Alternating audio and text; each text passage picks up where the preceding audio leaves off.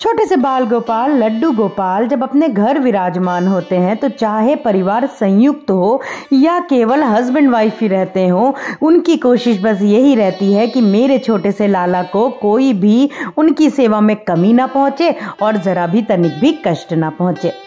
आज के मेरे वीडियो के टाइटल से आप लोग समझ गए होंगे कि बहुत सारे सेवादारों का मेरे पास में मैसेज आता है, बहुत सारे लोगों के प्रश्न भी रहते हैं कि घर में प्याज लहसुन बनता है तो वो लड्डू गोपाल की सेवा किस प्रकार से करें।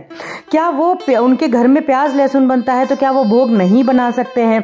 क्या बर्तन जिसमें प्याज लहसुन बनता है उसको धुल करके वो इस्तेमाल कर सकते हैं? तो चलिए शुरू करते हैं व्लॉग को। हरी बोल।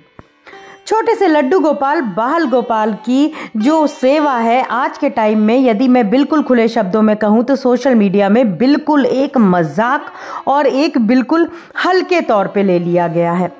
लाला बहुत दयालु हैं, मेरे प्यारे कन्हैया बहुत दयालु हैं, वो अपने भक्त की सेवा से बहुत जल्दी रीझ जाते हैं, लेकिन वो हैं बाल स्वरूप मेरे नारायण मेरे कन्हैया का। ये उनके भक्तगण और जो सेवादार हैं वो ये चीज़ अब मैं देख रही हूँ कि वो भूल रहे हैं। जी हाँ, मैं बहुत सारे ऐसे वीडियोस देखती हूँ इंस्टाग्राम पे, यूट्यूब पे कि भक्त उनको कुछ भी भोग लगा देते हैं, किसी भी चीज़ का भोग लगा देते हैं और स्वच्छता का भी ध्यान नहीं देते हैं। खैर, इस पे भी मैं बहुत जल्द एक वीडियो आप लोगों के समक्ष लेकर आऊंगी। आज हम अपने टॉपिक पे आ जाते हैं कि प्याज लहसुन जिन घरों में बनता है क्या वहां पे लड्डू गोपाल की सेवा नहीं हो सकती है? तो जी बिल्कुल नहीं, ऐसा बिल्कुल भी नहीं है कि जिन घरों में प्याज लहसुन बनता है उन घरों में लड्डू गोपाल की सेवा नहीं हो सकती है।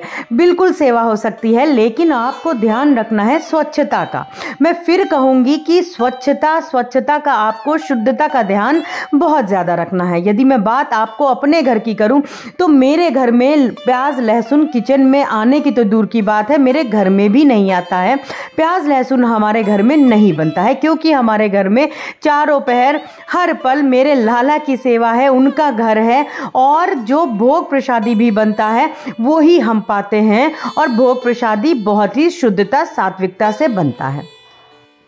अब न्यूक्लियर फैमिली में जहाँ केवल हस्बैंड वाइफ हैं, उनके बच्चे हैं, तो वहाँ पे इतनी दिक्कत नहीं आती है। ये दिक्कत आती है प्याज लहसुन की, जहाँ भरा पूरा परिवार है, संयुक्त परिवार है। भाई वहाँ पे बहुत सारे लोग हैं जिनको प्याज के बिना वो भोजन ही नहीं करते। तो ऐसी स्थिति में क्या करें? देखिए, प्याज लहसुन कोई मांस के समान पाप में नहीं आता है, इसको तामसिक भोजन में लाया गया है। प्याज लहसुन हो गया, कुछ सब्जियां हो गई जैसे कटहल है, बैंगन है, इन सब भोजनों को तामसिक भोजन में कहा जाता है। मशरूम हो गया, सोया नगेट्स हो गए, ये सारी चीज़ें ही तामसिक भोजन में आती हैं।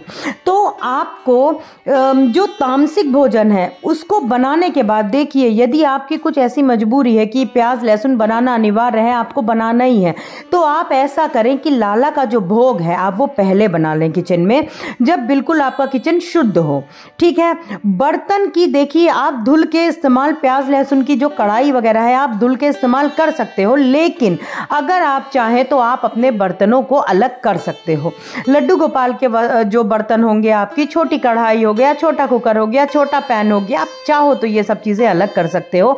नहीं तो प्याज लहसुन के जो बर्तन है, देखिए कोशिश ये करिए, अगर मैं कहूँगी तो यही कहूँगी कि बर्तनों को बिल्कुल अलग रखें, क्योंकि जिस कुकर में आप, कढ़ाई में आप प्याज लहसुन की सब्जी बनाते हो, आप जितना भी धुल लीजिए, देखिए उसमें जो महक होती है एक, वो रह जाती है और इतनी शुद्धता नहीं हो पाती है। तो आप चाहे तो आप एक छोटी कढ़ाई कुकर अलग रख सकते हो। आप जब किचन आपका बिल्कुल शुद्ध हो तो आप उस कढ़ाई कुकर में लाला का भोग प्रसादी बना लीजिए।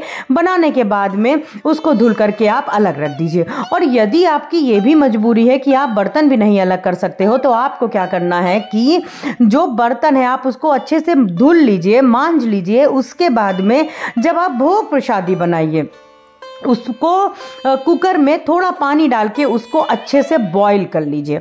आप जब अच्छे से बॉईल कर लोगे तो जो भी दुर्गंध होगी, महक होगी, वो प्याज लहसुन की बिल्कुल निकल जाएगी। इस प्रकार से यदि आपकी कोई मजबूरी है, आप नहीं दूसरे बर्तन कर सकते हो, तो आप इस प्रकार से कर सकते हो। नहीं तो आप, सबसे आसान है कि आप जो बर्तन हैं वो अलग कर लें। लेकिन ये कोई पाप नहीं है प्याज लहसुन खाना, या प्याज लहसुन खाने वाले ऐसा ऐसा नहीं है कि लड्डू गोपाल की सेवा नहीं कर सकते हैं, बिल्कुल कर सकते हैं, लेकिन आपको शुद्धता का ध्यान बिल्कुल रखना होगा। ऐसा ना हो कि बार बार प्याज लहसुन भी आप खा रहे हो, छू रहे हो, और बार बार आप लड्डू गोपाल को भी वैसे ही स्पर्श कर रहे हो। इन बातों का आपको ध्यान देना बहुत आवश्यक होता है। लेकिन यदि कोई ये कहे कि प्याज लहसुन जहाँ बन रहा है जिस घर में, वहाँ लड्डू गोपाल विराजमान नहीं हो सकते हैं, तो ऐसा कुछ भी नहीं है। शुद्धता का ध्यान रखिए। आप मंदिर से अपना जो जहाँ प्याज लहसुन किचन है आपका, उसको थोड़ी डिस्टेंस पे रखिए कि वहाँ की जो धुआं है, महक है, वो मंदिर तक का ना आ पाए। बाकी आप लाला की सेवा जैसे करते आ रहे हो, प्रेम से, बस लाला को जो चाहिए वो प्रेम है। आप प्रेम से लड्डू गोपाल की सेवा करिए। यकीन मानिए जो भी स्थिति परिस्थितियां हैं वो अपने आप ही लड्डू गोपाल की सेवा जिस प्रकार से लाला को पसंद है वैसे ही हो जाती है जी। तो आशा करती हूँ आप लोगों को अपने प्रश्नों के उत्तर अवश्य मिले होंगे। आज के लिए बस इतना ही। मिलते हैं अपने दूसरे ब्लॉग में बहुत जल्दी।